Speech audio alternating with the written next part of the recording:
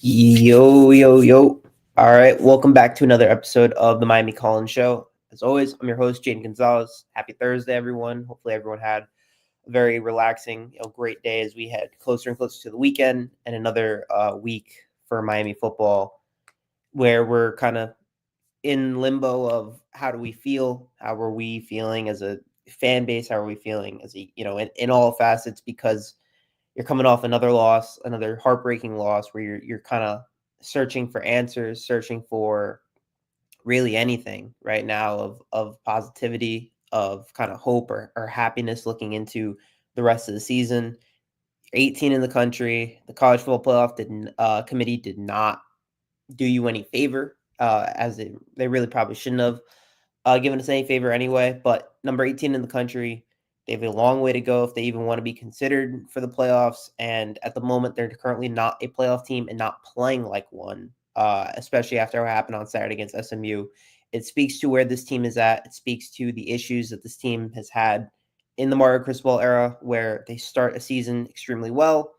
They play really well. They play really talented teams and they beat them and they play really well. And as you get into ACC play against lesser teams, lesser talented teams, as the calendar turns to November, they struggle. 4-9 in November, 4-11 in November and December for Mario Cristobal in the last 4 years. It is a problem. It is a concern. It is something that we definitely have to be looking at and saying, can this go on? Can this continue? What needs to be fixed? What needs to be changed? And there's a lot to kind of unpack and digest with that. I'm hoping that everyone's, from Monday and from after the weekend are able to look at this team and think maybe more clear headed of where we are as a fan base. I know a lot of us, I would say from the Miami fan side, you're saying to yourself, we we maybe shouldn't be a playoff team because but I would like us to get more recognition than number 18 in the country. The ACC kind of did us dirty, or the ACC got done dirty, where number 14 Virginia is the top team, where Notre Dame is ranked 10 when we beat them, and they haven't really proven much since week 2. But they're trending upwards, we're trending downwards. Like that's kind of what we're looking at. The fact that no matter what probably happens at the end of the season, Miami's win against Notre Dame doesn't carry the weight that you would think it would, despite Notre Dame being ranked 10th.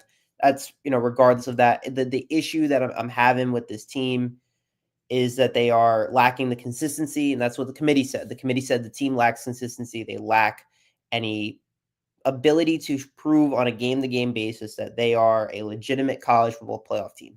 In the first 5 weeks of the season, I said this team is a playoff team. This team is a contender because they proved it. They showed it. Their defense was elite. Their offense was elite. And then they didn't make any changes in games. Louisville, you had a bad Beck game. You had an offensive that couldn't run the football, and you had a defense that didn't really adjust after the first. They adjusted late in the game, and it kind of cost them. But really, they lost the game because of turnovers and a lot of mistakes and a lot of self-inflicted wounds. And then on Saturday, the biggest issue right now is just issues on all fronts and all aspects. So let me put in the StreamYard link right now. Well, you gotta do highlight the StreamYard link, put it into your browser, and then click on it, and then I'll let you guys in. Let me talk. I totally forgot about it. I just wanted to get some people in before I wanted to bring it in. But thank you. But yeah, I think there's a lot to talk about. I want to hear from you guys because there's a lot of different things that you can kind of go over in your head and say, is this a positive? Where are we as a fan base? Where are we looking in the future? Are we already focused on the next season and thinking, recruits, portal? Are we done with this season, or are we still kind of looking out to hope? Saturday against Syracuse, I mean, if they don't blow them out, it kind of tells you where this team is at. If they don't do the things they need to do to like be successful, like that's a legitimate concern and a legitimate issue for this program. There's a couple different sides. You have the people that are still defending Miami and saying that this team has a legitimate shot to make the playoffs, and we're about to see. So, how's it going? Hold on. Our second, got our first guest. How we doing, Lee? I am doing great. How are you doing tonight? I'm doing great. I'm doing great. The thing, what I've been watching, and I've been a Hurricane fan since 1980. What I'm watching with Mario is the 4 years he's been there, especially this year, it's his team, it's his recruits. He's got the coaches that he wants. But let's say when we start out the season against Notre Dame and all that, no one has film on us. So once they get film on us, the Louisville with a good offensive coordinator with Braun, you can stack the box with us. We make no adjustment. We don't go double tight. We don't add a fullback.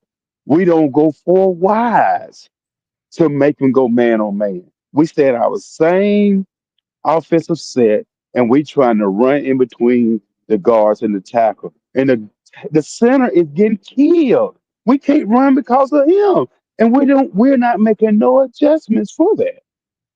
Yeah, you're 100% right. It feels like the offense, once they hit a certain point in the season, they don't really adjust and they don't make the right moves they need to do to be successful. They keep hitting the A gap, and we've been begging Shannon Dawson forever to change that, and do something else. And they did it like one or two times last week, but he's still just focusing heavy on the A gap.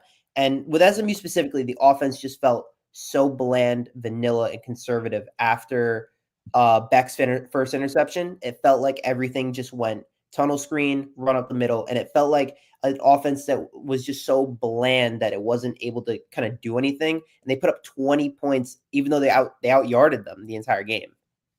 I am so afraid with so much offensive talent we got. You mean to tell me every week I got to look for 80% Malachi Tony? Yep.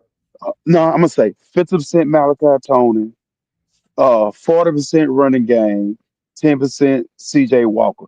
All that talent we got on the sideline. You mean to tell me you can't put no special packages in for Jordan Love, JoJo Trader, Yep. none of these guys? And you just relying on the same offensive set, the same three people. And if Beck don't have all day to throw, to me the offense is so simple that the defensive backs say, well, this is the route tree they're gonna do. They're not gonna do anything special. We don't have enough speed on the outside to take the top on the defense. The tight end, we ain't even got no tight ends based on what they showing us. So it's too many weapons over there for us not to be using them. I just don't understand it. Okay, again, they're not gonna fire Mario this year, no matter if he go 10-2 and don't make the playoff. Next year, if we don't make the playoff, they're gonna fire the offensive coordinator. If he don't do it this year, the defensive coordinator, he's done a good job. He is. It could be better, but it's better than what it was last year. So I'm fine with that. But on the offensive side, there's no imagination. If we had somebody from Brom offensive game plan, or the what's the coach at Ole Miss? His Lane Kiffin. We need a young, innovative mind who can say, I got all this talent. Because if not, with the transfer portal, I know four offensive stars right now that ain't playing. They gone. SEC gonna grab two of them. One gonna go to another ACC school because these guys should be on the field. We're not making room for them to play.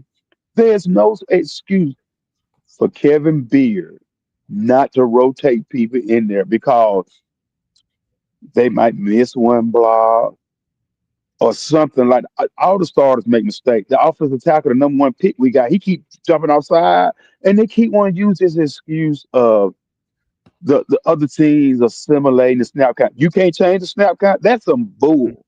You can change the snap count. You can go on a silent count. You can do whatever. Quit crying about the refs. I do not want to hear that. I agree. I think that so to my thing, I think it feels like they have so much talent and it feels like they do so much less with talent every single year because Mario's building these very elite and talented rosters. The talent is there. The talent is always there with the guys that he has between Malachi Tony, between Mark Fletcher, between that a really talented offense and the defense that has played really well. It feels like they're not getting enough out of these guys that you would expect to be having for a team that has quality overall as a team. It just feels like they're not getting enough out of it. And it feels like that with Mario. And I agree that Dawson right now should be absolutely on the hot seat. The way that the system is being used is a problem. It took, up until last week for JoJo Trader to finally get some consistency, and he had a very good game apart from the drop. It felt like the team just was. It felt like they were there to break through, and then they just never did.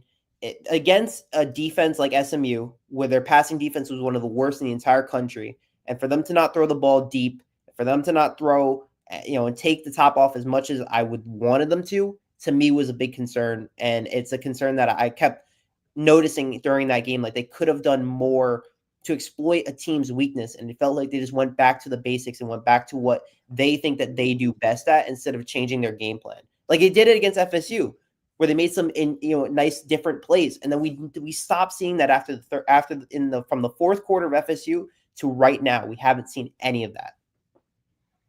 The only thing I'm gonna say before I let you go, I appreciate you taking my call, Where's thinking? is look at Kiffin at Ole Miss. He doesn't have the roster that Mario has. Look at the coach at Indiana. He's been there 2 years, and this team is going to the playoffs. Mario been there with 4 years, and and Diaz got a better record than him at Duke in November and December. Man, how much? I know they got a lot of money tied into him. If he stays there the whole time, he'll get one championship every 10 years because of the talent. Eventually, will overcome the coaching. Yep. But we shouldn't have to do this. Dennis Erickson won. All the other coaches we had won.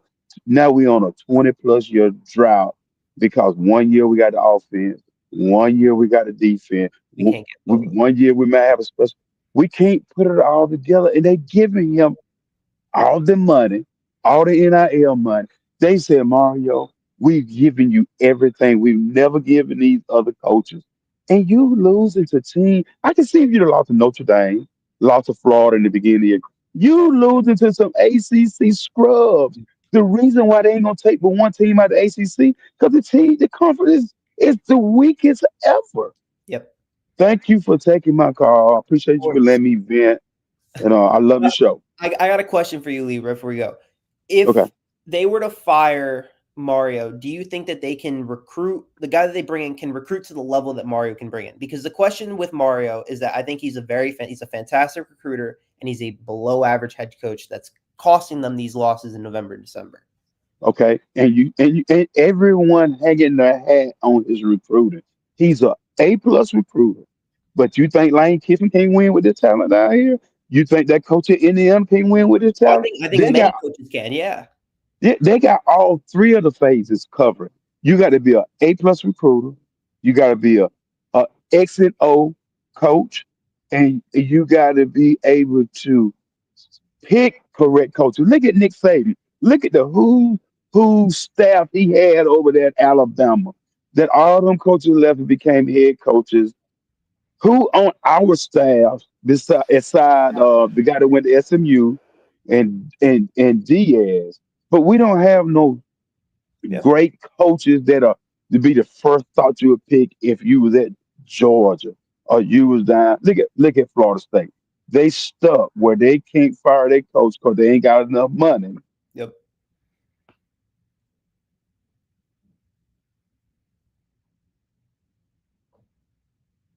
Cutting out, Lee. You all right?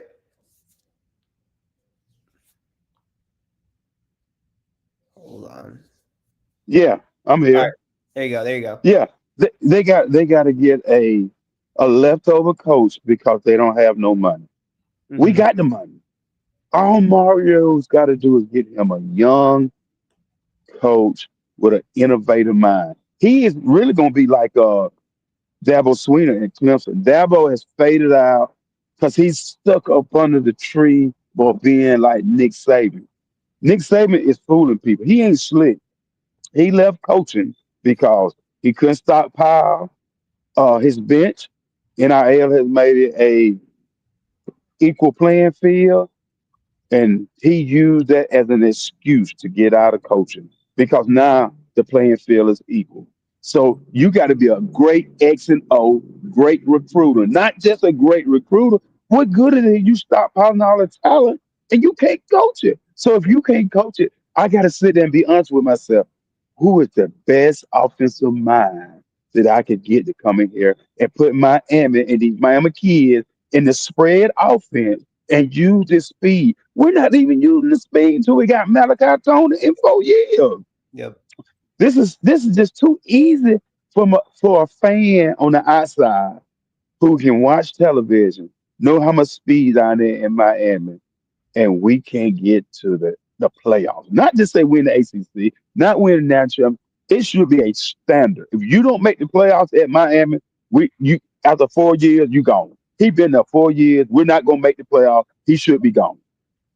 That's extremely fair. I mean, the talent is there, everything that they have, the quality is there, and the fact that you were still talking about losing games like this. We said that last year, and we were like, all right, the defense was bad, but you had Cam, like whatever. And then this year, you think that you have everything working together, and it happens again. It was self-inflicting wounds, whether it's bad coaching, all these different issues kind of amounting again in November and December. It's frustrating. It's absolutely frustrating.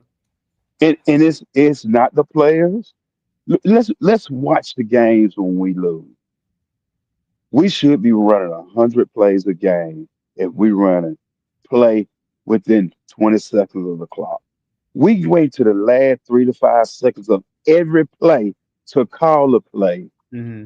Why can't we put the defense in a bind by saying, let's hurry up and get to the line, make you read, and we go? No, we got to take the whole 33 seconds up and say, height. Of course, the defensive line gonna mimic the call with 2 seconds left, and we gonna jump. But you don't see nobody fussing at the offensive line. Yeah. Minute JoJo Trader let the ball go through his hand, they snatch him out the game. You didn't snatch Marigold. Yep. Uh, so Kevin Beard plays favorites. I'm just here to tell you that he plays favorites. All this talent on the sideline, these guys can't get in here and get no snap. Of course, they gonna get snaps against Stanford. Stanford is trash. These last 4 games, I don't see nobody on there that should be. When they pick you, when the mob and the bookies pick you to be 14, 25, 30-point favorites on each one of these teams, they saying Mario's got the talent. He should win based off the talent. He's not doing it. It's all Mario. He won't make the call until he comes on that press conference and say, okay, guys, the offensive coordinator, he is making all the calls these next 4 games. Mm-hmm. I'm not going to interfere. I'm just going to listen to the play call and let him call it. So I'm going to see, is it me or is it him? If he did that, I'll be saying, okay, I'm fine with that. But with him and the little offensive line coach directing the offensive coordinator, no, this ain't going to get it done. That's very fair. I absolutely see where you're coming from. And I think we're going to probably looking at the end of the season where they probably announce a new offensive coordinator with Dawson probably leaving.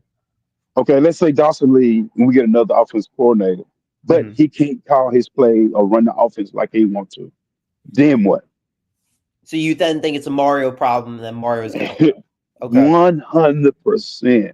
Okay, Red Lashley can call plays. He might not have been a good head coach, but he can call plays. These exactly. These people can call plays. Nick Saban didn't mess with the offensive coordinators. He let them call plays. His strength was defense. He ran the defense. Mario should be on that offensive line with that little coach and say, look, these false starts, we got to stop it. It stops with me and you. Mm-hmm. You go to that press conference and say, it's not their fault. I'm not getting on them hard enough. I'm not putting them on the bench when they mess up. You put JoJo Trade on the bench. You put them receivers on the bench if they mess up. You put the tight end on the bench if he mess up. Why not your precious offensive line? Yeah, it's a very because they benched JoJo. They were basically benching Lofton. You're right. You're right. Yeah. So yeah, it's a lot of stuff behind the scenes people don't know, but people who are close to the Miami situation, these ex-players, when you ban Willis McGahee from the sideline, don't get me wrong, Willis, you can't come to the games drunk. So if you come to the game, you got to at least be sober and, be able to be cordial and respectful on the sideline. You can't come to that game, look it up. I'm sorry. Mm-hmm. And that's what I'm hearing. I don't know. I wasn't there, but I'm just saying we can't let the distractions on the sideline interfere with us on the field. Absolutely, 100% agree. Yeah. I appreciate everything you call, Lee. I appreciate you. You have a great night. Thank you as well. All right, we have Mike Jeezy who's been waiting here for a while. How you doing, Mike? What's going on, bro? I'm good. How are you? I'm good. I can barely hear you. I sure. Sorry. Hey, Yeah, the volume like real low. You all right?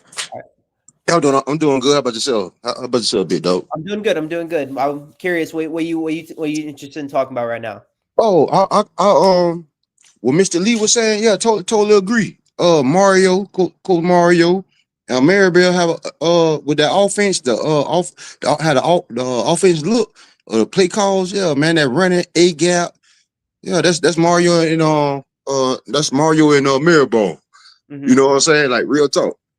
You gotta think, Shannon Dawson, come from an air raid, you know what I'm saying, air raid type of coach. You know what I'm saying? And yeah, you running A gap and B gap and all that. Come on, man. Go 4-5 wide. You can put CJ where you know he hurt CJ, JoJo, Josh Moore, Malley, Fletcher, running backs in the backfield and opening it up, man. You know what I'm saying? Opening it up. It's simple. You know what? At Miami Podcast, y'all, you know what I'm saying? The Miami Podcast, every last one of y'all do an amazing job as far as the content that y'all put out.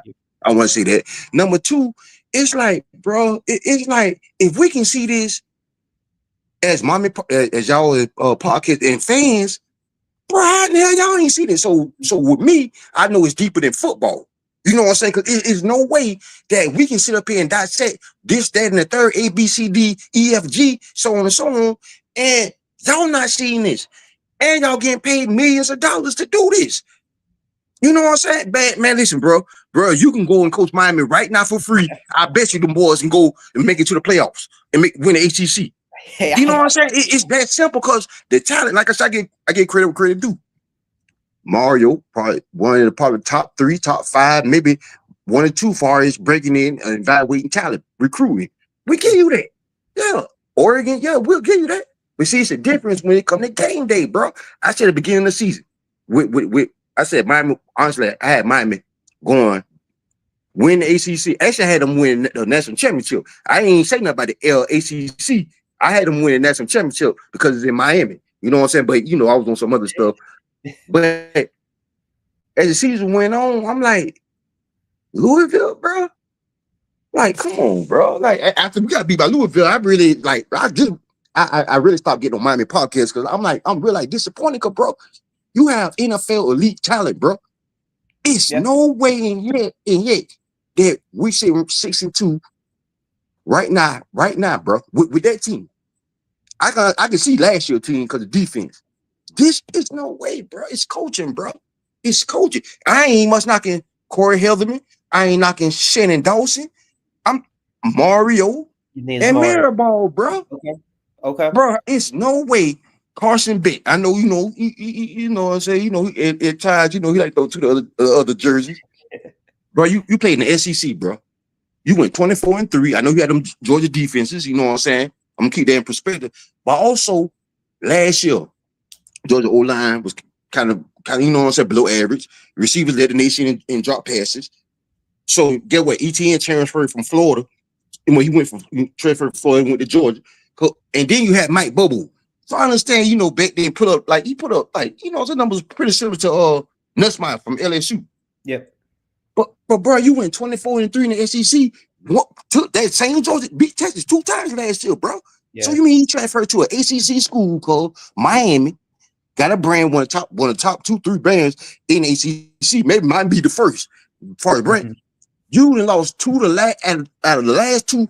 You done lost 2 games in the last 3 weeks, bro. But you win the SEC, and man, come on, bro. That's why I say it's big to me. My opinion, it's bigger than football, bro.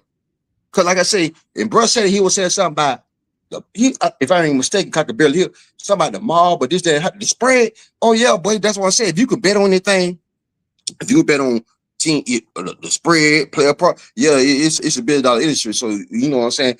We as podcasters or Miami fans have to take that in consideration as far as when you know what I'm saying, do your little thing on when you know what I'm saying, bet on something. Just be very cautious. It's bigger, deeper than the X's of football. Yeah, because it's a $1 billion industry. You know what I'm saying? But yeah, that's yeah. So anybody who want to do your own research, understand like what's really going on, bro. Because you'll be up here thinking like, bro, I know, hell nah, bro. Like far as like, no, it's something. It be fishy. Some fishy things going on with me, man. It's real fishy. And then I want to say this too about the playoff and as far as the rankings, right? I'm gonna start with the playoffs, but I'm gonna go back to last year, right? SMU, they got in. Who did they beat? Indiana. Who did they beat last year? But yeah, you got Miami. Now I'm fast forward this year. We beat Notre Dame, right? And you have to understand Notre Dame do have that contract with NBC, so we're gonna keep that far as revenue. So we're gonna keep that. We know it's about that money, y'all. But dog, at the end of the day, they'll tell you this one week, the next week it changed, the next week it changed, the next week it changed. So at the end of the day, the best win in Notre Dame on their resume right now, what's their best win? USC at home. Then Miami didn't beat y'all, beat y'all, but we behind y'all. Come on, Texas. Got beat by Oklahoma, head to head with Miami. We beat Florida.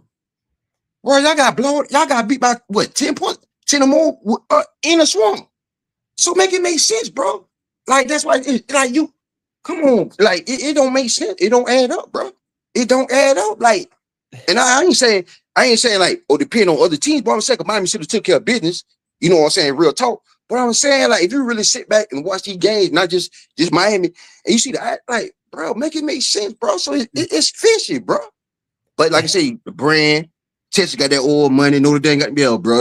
Real talk. So look, I'll ask you a couple. So first, do you think the biggest issue for Miami is right now to fire Mario? Is that what you're thinking the solution is for the rest of the season? That's the solution. Fire Mario. Man, you get what you pay for, man. And like I said, man, end of the day, you gotta do your research. So at the end of the day, if you know when Mario first came to Miami, a lot of Oregon fans was like, man, you know what I'm saying a lot about Mario. You know what I'm saying? So, but it's coming true now. You know what I'm saying? You can't be there now because at the end of the day, you get what you pay for. You go to Google right now and check out Mario overall record as a head coach. It's like 50, like maybe like 51% of even 150% of the games as an overall coach. You want to go to this how he coached since he been the coach at Miami, bro. It may be like 56, 57%. So you get what you pay for. So you're gonna win. You're gonna win 57% of your games. Yeah. You know what I'm saying? Then on not on that, like I say, as far as talent here, you can evaluate, bring talent in. Yeah, that's just one attribute of college football. Cause what about coaching? You still got development. You know what I'm saying? Yeah, bro. So yeah. I don't think should he be fired. I don't, bro. Listen, I can't. You know, so I'm a man, so I can't say another man should get fired or not. You know what I'm saying? That's not my place. You know what I'm saying? But what I can say, it need to be an off season, especially when we don't get in the playoffs. Especially when we don't get in the playoffs. If we don't get in the playoffs, it need to be a therapeutic evaluation with him, bro. Like real talk. It need to be a therapeutic evaluation, and the people who's over him need to sit down. It's like what's really y'all goal? Like, is y'all really here to win, or y'all just trying to be 10-2, or y'all just trying to bring the talent in? So it's a lot of questions that need to be answered on the off season if Miami don't even get in the playoffs, bro. Yeah, like I said, I really don't care about the ACC winning, going to the ACC. I'm like, bro, you can, but even though we haven't won it since we joined the conference with 04-05 from the Big East, so yeah, I don't really, you know what I'm saying? Even though, go ahead. It feels like for Mario, the talent and develop is always there. His talent's always there, even when he was at Oregon, and it feels like he's coaching the same way he did at Oregon, where he would have a really awesome start to the year, and then he'd blow some of these games against lesser teams, and it feels like we've been like that for the last 2 seasons, and he did that at Oregon his last couple of years. It feels like that's a trend for him, and it feels like that could be a concern. But look, personally, I'm willing to give him another year. I want to see him make adjustments as a game day coach. I think that he needs to. I think his development, I think the talent is there. The guys that he has around in his system on offense and defense are uber talented. They're amazing. The issue that I have is that he needs to, on game day, every single week, be a better coach so that when we're in November and December, we're not saying, why is he 4-11 and why is he losing to Louisville and other ACC opponents? And I feel like that has been the issue for Miami kind of over the last couple of years. And we're kind of seeing that almost like we're seeing it over and over and over again, like a little deja vu. Yeah. That's why I say at the end of the season, like I say, if Miami don't get in the playoffs, so in the day, the people who hired him, I don't know who hired him, whatever case may be, they need to sit down and have a heart to heart. If you can, you know what I'm saying? If you can be real, because you know what I'm saying, for you to be real with somebody else, you gotta be real with yourself. So in the day, y'all need to sit down to that round table. Hey man, we didn't give you 80 mil, you know what I'm saying, 80 mil, 10 year, 80 million, 8 million, you know what I'm saying, a year. This year 4, bro. This year 4. Now I'm going back and say, cuz with the talent that you recruiting or evaluate even through the NIL, transfer portal, whatever, bro, we should win the ACC. Now I'm gonna pick it back. We should at least win the ACC, bro. Yeah. So that means in the day, now you know, so we got a new playoff format. We should at least be in the playoffs. We ain't saying winning at it. Like, bro, like that's why I say, yeah, bro, it's deep in the fuck, bro. How do you have the Miami, the top recruiting class in the ACC, bro, and still not win the ACC at least bare minimum, bro? Yeah. It's coaching, bro. It's coaching. It's not the players, bro. Cause as far as the player, you ain't developing players as a coach, regardless. You know what I'm saying? If you're a head coach, right? If you're not developing the play, I ain't saying say no players ain't getting developed at Miami. I'm not saying that, but with this team, bro, it's no excuses, cuz we should not be talking about, oh, this team need to win or this team need to win week in and week out, especially the Louisville game. We should not be doing that, bro. Hell no, I don't, bro. No, it's no way. With a quarterback that can't, well, yep, like I said, with a quarterback like Beck, he from a whole town, Duval County. You know what I'm saying? Duval, you know what I'm saying? But yeah, bro, like, bro, yeah, bro. Look, And the thing about it, check this out. So let's say Miami don't get in the playoff, right? Say that we go 3-1 or 2-2 the last 4 games. Bro, at the end of the day, it don't matter what OC we bring in under Mario Cristobal, bro. I'm gonna leave it at that. Cause it's gonna be the same thing, bro. It's gonna be the same thing. So that'd be pointless. It'd be irrelevant. Got it. You know what I'm saying? So in the day, like I say, I don't know, bro. I don't know, cause I ain't say. Like I say again, I'm not the one as a man to say another man should be fired from his job. But the people who hired him need to sit down and really take a heart to heart and have a therapeutic conversation as far as the direction or what they expect. Cause everybody should have an expectation as far as what you want to do in life, regardless it's coaching or whatever the case may be. So yeah. Mm-hmm. Well, I appreciate it, Mike. I appreciate your call. I appreciate everything you said. I do agree with you. I think that a lot of it is coaching. And if you then fire the OC, you're saying to yourself, oh, then everything will be different. And then if it isn't, I mean, the number one consensus would then continue, would be Mario. But the fan base is right now against Dawson. And, if they fire Dawson and if they, next year's the exact same thing. It's going to be the same exact thing. And let me say this here. See, I think, you know what I'm saying? I could be wrong, but I'm gonna say this to me. And like I said, I don't have no sources like inside, something going on behind closed door. To me, it appeared that Mario went to control the situation, control the situation, but yet, and I can't even control something when you can't even control yourself. See, when you want change or better, that's something you got to go and reflect to the nearest mirror near you and reevaluate yourself as a man or whatever the case you are in this current time in life. See, and nothing ain't gonna change unless he change. He got to change within himself. That's something he have to want to do individually outside of football, bro. Because how you conduct yourself, it don't matter how you conduct yourself on a football field or at home with your family, whatever the case may be. Because that's how you are about everything. How you do anything is how you do everything, bro. So this ain't this deep in it. Like I said, this something that he has to sit back and reflect on himself and come in terms. Like, man, I gotta start taking accountability, bro. Like certain things, certain decisions you make, bro. And you know what I'm saying? I'm gonna leave it at that. But yeah, man, you have an awesome show, man. And I do want to ask you this question before I leave. How long you been a Kane fan? I've been a Kane fan since I got here at UM about 3 years. I'm from the Northeast, so in the Northeast we don't care much about college ball. So I wasn't really a fan of anyone. I just kind of watched for fun.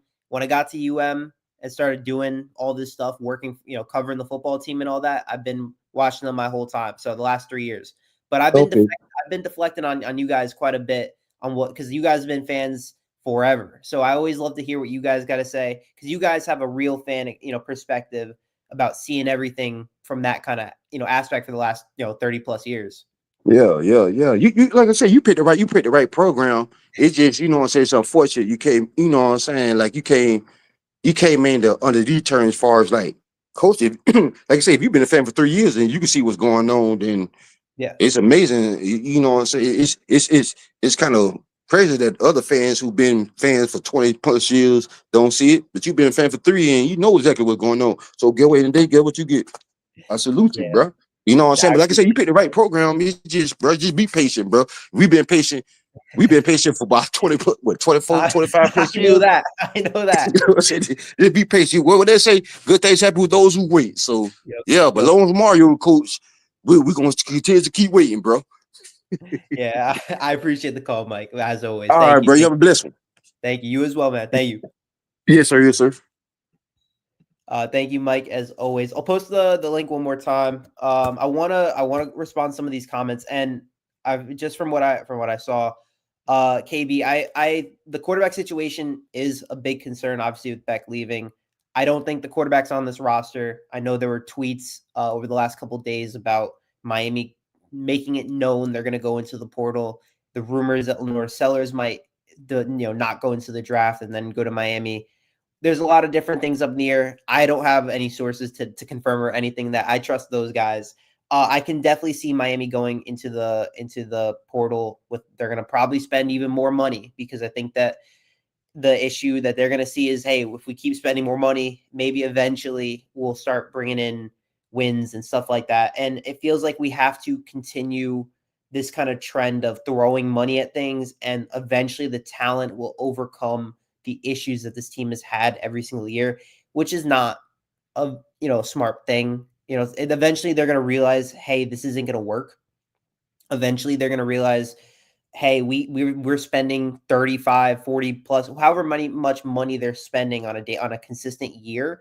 And they're kind of realizing, hey, this isn't going anywhere. We're the same 10-2, 9-3 team that we've been consistently with this amount of money, without this amount of money. And they're going to start looking internally. So for Mario, I've been saying this, and we're going to see it, end of this season and next season. Can he adapt? Can he change? Can he become a better game day coach? Can he get the guys ready for the lesser opponents of the Louisvilles of the world and the SMUs of the world? It doesn't really make sense to me that in the early beginnings of the season, other than the fact that they start getting film on some of these guys, but in the beginning of the season, the fact that they look so good against Notre Dame and UF and FSU, very talented programs, and then when they go into the ACC play for the last 20 years, again, they've been here for the last 20 plus years, have gone nowhere. That to me is a problem. They can continue to build and have the talent and all the recruiting in the world, but at the end of the day, if there's a problem, if you're going to continue to have this amount of talent and you're not going anywhere, it's a problem. I said this on Monday's show with Shay, that the standard for Mario has changed, where he started in 2022 and 2023 as, hey, he's going to build this program back to, I want to say his glory days, but back to what it was, setting the standard differently. And he's set the standard to 10-win season is what we should be expecting. But now we're at a point now where we're saying, hey, can you give us more? Can you get us our first ACC, championship? Can you get us our first playoff appearance? That the standards have changed, the expectations have moved, and I thought this year was going to be the year where he's going to deliver on that promise, where we get into the ACC championship, where we get into it. And I think a lot of others thought about it after such a great start. And now you're sitting at 6-2, and you're saying, what has happened? And you're kind of going back to the well and you're getting deja vu and you're saying we do this to ourselves every single year. It's very frustrating, I imagine, for any of these fans. And I don't really know how you can. I would say trust is going to be is the word that we're going to probably be thinking about a lot for the next year. Trust. So thank you, Caden, for the $2. I don't know anything about that, but thank you for the $2. Fresh. We do look. We need a top 3 class every year, if we're being honest with each other. If Mario is going to stick around and he's going to coach in the same way that he's been coaching, it feels like he's going to have to recruit the best talent everywhere to the point where talent overcomes any lack of coaching in any other facet. So that's a problem to me. I feel like there's got to be a difference in stuff. And then in terms of for the rest of this season, what Miami has to look like if they even want a shot at the playoffs, the offense has to look different. They're playing a Syracuse team that is also awful, just flat out awful. Their starting quarterback was a lacrosse recruit that completed one pass at halftime against a bad UNC team, threw 4 total passes for like 39 yards. Their offense sucks. Their run game is the only thing they have. On the defense side of the ball, they allow one of the most amount of passing yards and rushing yards in the game. It should be a blowout on Saturday, and anything less and anything else is going to probably be an absolute disappointment. And they're going to have to start looking for the rest of the season to play dominant football to let the committee know, hey, maybe we're something will change. But that doesn't change if they don't fix the issues that they have. The current issues that we saw on Saturday, where they keep shooting themselves in the foot. The self-inflicted wounds are everywhere. Every single week, the self-inflicted wounds are there. The fact that you're having 8 first-half penalties, having 12 total penalties, there are legitimate problems, legitimate issues that need to be addressed and fixed. And it feels like hasn't been that accountability there, because I feel like we would have seen, changes there, progress there. We're the 3rd most penalized team in the country. That's a problem. Like, these are changes that need to be had. They're changes that need to be different. Something needs to change. I don't know what we're looking at. And then it doesn't help that injuries are starting to amount. We don't know what Fletcher's status is for Saturday. OJ Frederick and CJ Daniels might be out a couple weeks. Guys are now you're going to this next man up mentality. You're now in a spot where, hey, we got to have guys step up. Obviously, we saw encouraging things from JoJo Trader on Saturday. I want to see more of him. I want to see, on the offensive side of the ball, I need to see explosiveness. I need to see, deep balls. Just please. I know Shane Dawson keeps talking about this idea of kind of controlling the clock and having more plays. But if you're gonna go by that system, then you should be winning these games and kind of being in control of all these games.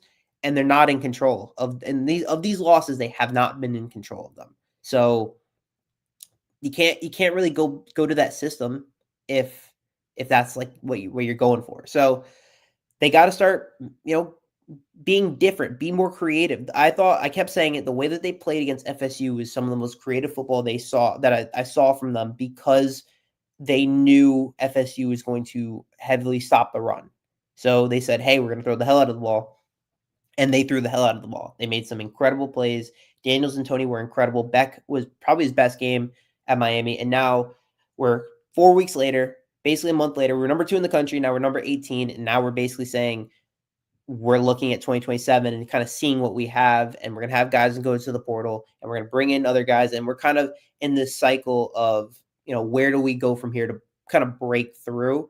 I can't give you that answer right now of what you have to do to break through. Because as Mike Jeezy and Lee said about, if you fire Shannon Dawson, who's to say that the offense doesn't act the same way? Because the issue would be Mario.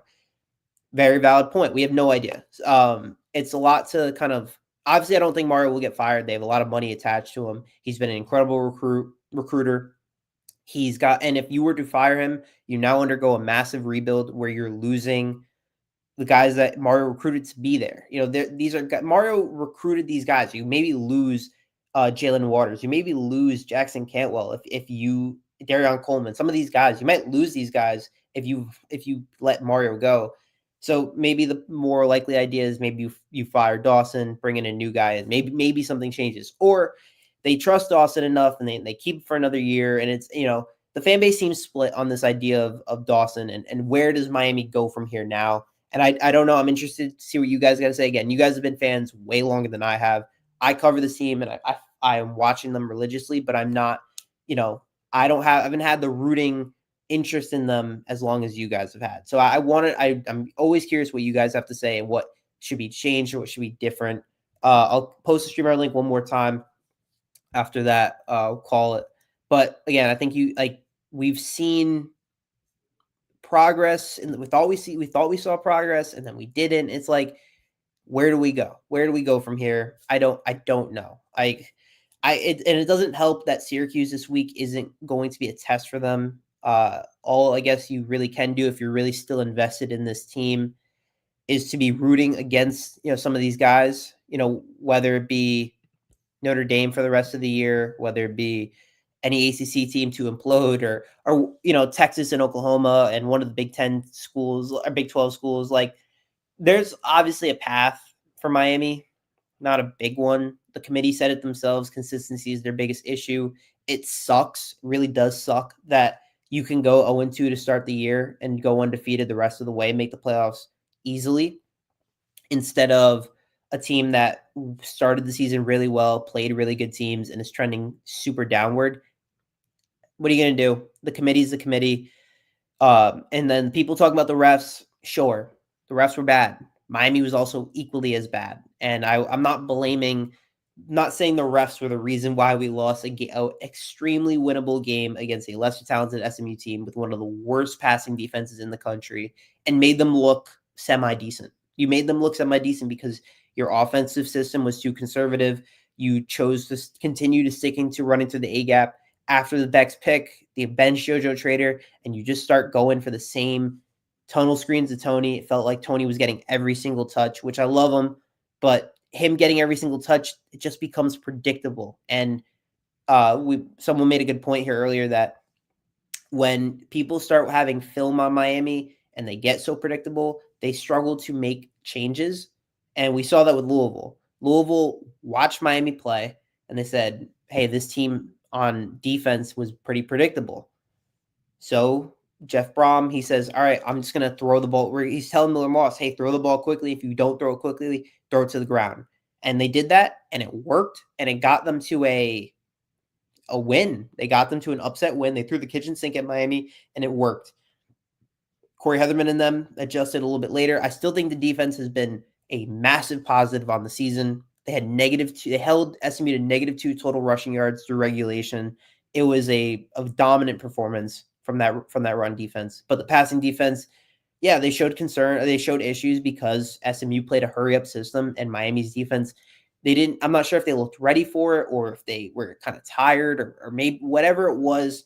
It started working, and the tide turned in favor of SMU. Miami's penalties started adding up, and it became a perfect storm of a bad football game of shooting yourself in the foot and the self-inflicted wounds and playing bad football and losing a game to a team that you should have beat, which is the same story every single year in the Mario Cristobal era. And you want changes, you want things to look different. I don't know what we're going to see on Saturday. I don't know what we're going to see for the rest of the season. The rest of the season is not easy. NC State's talented, very talented. Just beat Georgia Tech last week. Pitt, very, very, very good. I think Pitt's one of the, they could easily knock off Notre Dame and Georgia Tech and turn this, the season into absolute chaos. So there's a lot going on. There's a lot to kind of look into for this team.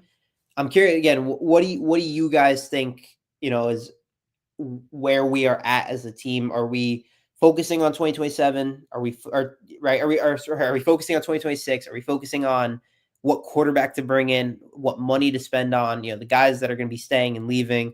Or are we kind of not done with this season yet? I don't know. Again, you guys have been here way longer than I have, and you guys you guys have been suffering for the last 30 plus years, some of you guys, and I get it. I'm a Jets fan. I've been suffering for the last 15 years. Well, my entire fandom. I see it. I understand when teams go through pain like this, and you see it's like the same predictability of losses every single year, every single week, and you're kind of like, why do I even watch football anymore? Why do I care about it? But we're still invested and we're still kind of putting all of our emotional support within this team, and they continue to let us down over and over again. I get it. I understand it. We're seeing it with the Dolphins as well this year. So, where are we at? I don't know. I don't exactly know. I don't exactly have an answer for you. I don't think anyone really has an answer. Everyone's got their own opinion. Everyone's has their own opinion and is able to give it. I would say if I could give an opinion, I want to see how the rest of the season turns out. I want to see what looks good, what doesn't. Obviously, you're going to be without Beck. You're going to lose some of your offensive linemen. You're going to lose a couple of your pieces from Mario's first, one of his first classes, Bain, some, Mesidor, think of some other guys. You're going to lose some guys. You're going to have to replace them. You're going to have to do a lot of go back to the portal, go back into recruiting. You have to do some things differently. And I think the biggest thing that we're going to be having to ask ourselves is, can you break the hump? Can you break the snide of 4-11 in November, December? Can you break the streak? Can you break, can you break it? Can you break? I don't know. That's all on Mario. It's ball's in his court. It's totally in his court. And we're just there to watch and kind of, obviously root for the best, hope for the best. But teams are not going to take us seriously, or media and the committee is not going to take us seriously when we jump out to an awesome start. And then we enter the month of November and we have Georgia Tech on our schedule. We have NC State on our schedule, and it turns into what we've seen in the last 3 weeks. So I don't know. I can't give you anything right now, but I appreciate everyone for tuning in. I think we're going to wrap it up here. Thank you guys for everyone who called in. Thank you guys for all the comments. More engaging community like this. It's awesome. I love it. Love it. Getting more people to talk whatever you guys want to talk about. I want to hear your guys' opinions. You guys have free reign. I want to hear it all. I defer to you guys a lot more because you guys have seen more of Miami football than I have. You guys have watched more. You've seen a billion different eras. I'm in the first one, right? So I trust in you guys entirely. I appreciate you guys for tuning in and sticking around on this Thursday. Hopefully on, me and Shay come back on Monday, and we'll hopefully be coming about with a win and maybe some more positive news than this week has. But thank you guys for tuning in. I'll catch you guys next Thursday here on the Miami Collins Show, and peace.